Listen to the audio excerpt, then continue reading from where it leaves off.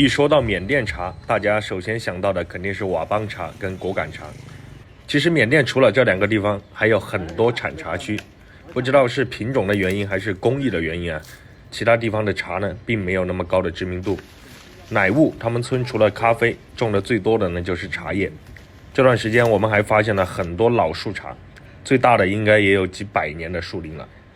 今天我们让村民给我们采了一些，然后找到村里号称手艺最好的师傅，让他给我们加工一批，然后带回去尝一尝。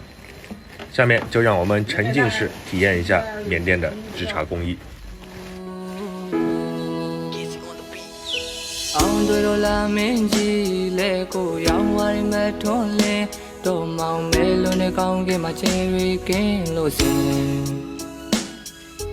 ကောင်းရမရွာတဲ့မိုးဆွေရောတန်တွေကိုပြန်ကြရင်တွေ့ထင်အောင်မမင်းစကားသံလားလေးတန်လားအချီ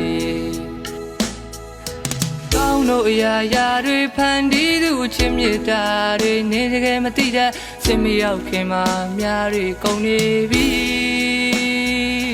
ကိုချစ်ရသူဟာမချစ်ဘူးလို့ပြောတဲ့အတန်ကိုချိန်ချိန်နာတဲ့ကြာရောက်ပဲတင်တန်တွေထက်နေသည်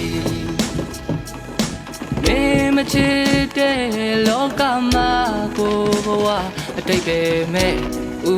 ပြစ်ခါတွေတိမ်များနောက်ထပ်တစ်ခါဆုံးရှုံးစရာပါမရှိပါငါတယောက်တည်းထားလိုက်ပါမေမချစ်တဲ့လောကမှာ